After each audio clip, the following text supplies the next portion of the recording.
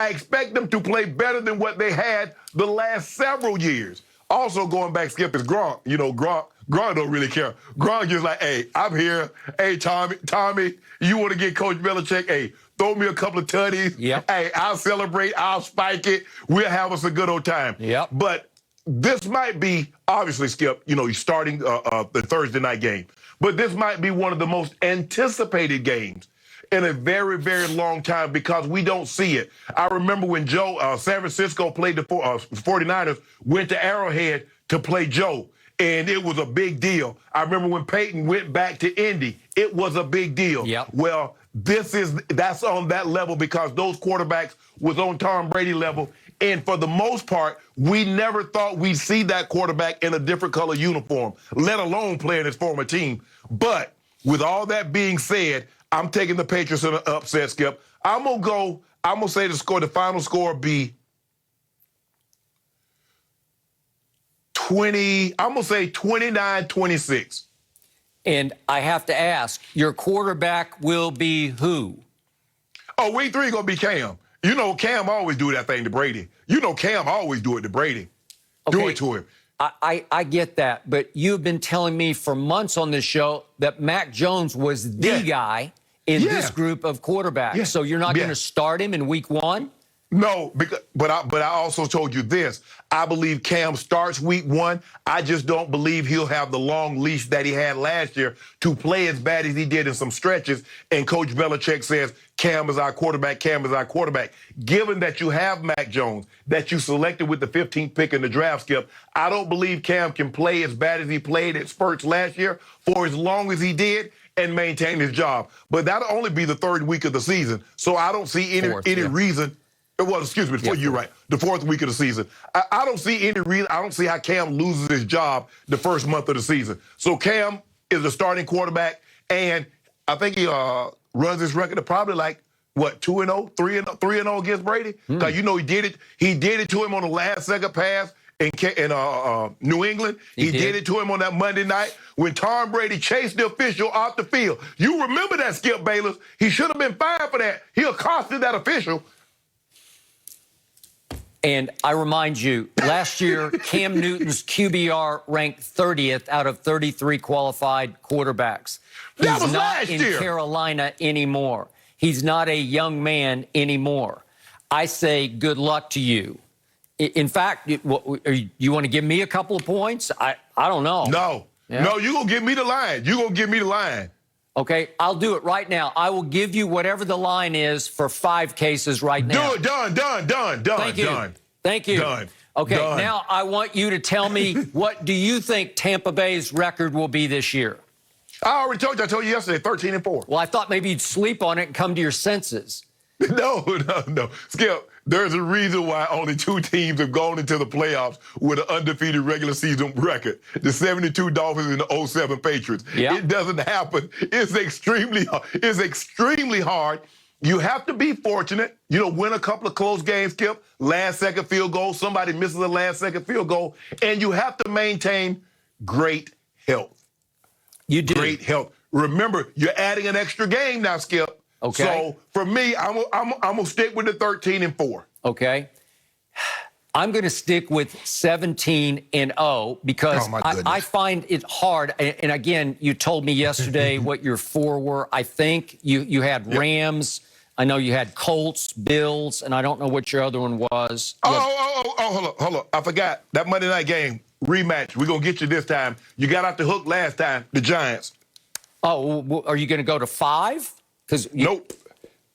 No? Skip, look, here's the thing. See, I know what you're trying to do. You're trying to pin me down. I'm saying 13-4, and if I'm off a game, well, they won a game that I thought they were going to lose, but you said they were going to lose. But if they lose a game I thought they were going to win, then you hold that against me. I'm just going to say, look, of those 17 games that you see on the screen right now, the Buccaneers will lose 4 of those ball games. How about that? All right. And what achievement tortured Brady the most when he failed to grasp it in the end? It was 19-0, right? It still haunts him to this day. Yeah, that's what he told me. What if he could eclipse that with 20-0 this year to just cap it off? Wouldn't that be the final biggest feather in the cap to go 20-0? I'm sure Tom Brady is thinking about that right now. Obviously, you have to take one game at a time. You got to get your health breaks. I get that. But this schedule, in fact, I saw the ESPN analyst Mike Clay. He graded this schedule the easiest in pro football this year. Just on last year's win-loss records, it's the fourth easiest. So you've got that sitting out there for Brady to shoot at. And again, I give you danger at Rams, and then they have 3 in a row danger games in late November, early December. They go at Indy, at Atlanta, and Buffalo at home. But do you really think that those teams will beat Tom Brady? I don't. And go ahead. Well, Skip, you know this. Division games are a lot tougher. Sometimes, teams are not very good within your division. But when you play a division opponent, something about the familiarity. Now, there are going to be maybe some situations there's no Drew Brees. Carolina has a new quarterback. Matt Ryan has a new weapon. We'll see if Julio still remains there after June 1st. But division games are a lot tougher sometimes than we give them credit for. And the teams might be terrible outside the division. But it's something about playing a division opponent, being familiar with that. So for me, Skip, I like I said, 13. Skip, you make it seem like I said they're going to be, 10-7. 13-4 is a very good schedule. I mean, a very good record considering you got an extra game. I got it, but we're light years apart when you got 4 losses and I got none. And yet, you out your mind, though. Okay, let me throw this back at you very quickly. I want you just to react to this. This is Tom Brady throwing to, let's start at the top, Mike Evans, Chris Godwin, Antonio Brown. Then let's go to the tight ends. There's this guy Gronk. There's Cameron Brate. O.J. Howard will be back. Correct. Then let's keep going down the list. There's Scotty Miller. There's Tyler Johnson. And they added Gio Bernard as a third down catchback, a James White type, right? Yes. And then you got Fournette and Rojo running the ball, as well as my little man from Vanderbilt, Keyshawn Vaughn, if he ever gets out of the doghouse. And then you've got a top 5 offensive line whose starting right guard was injured in the Super Bowl. Alex Kappa will be back in place of Aaron Stinney, who can still back up any of the positions in the offensive line. So my point is, what's not to love about that? Is that not dynamic? Is that not juggernaut to you? Yeah. It is, Skip. But here's you know why the strength of schedule is so easy? They play the Cowboys. They play the NFC East. Anybody that has that division that's playing that division has an easy schedule. I'm with you. They got to give me, and they threw my team to the Wolves in game number 1 at Tampa Bay on Thursday night. That's just not fair. And I wanted to feast. That's just fair. Wrong place, wrong time.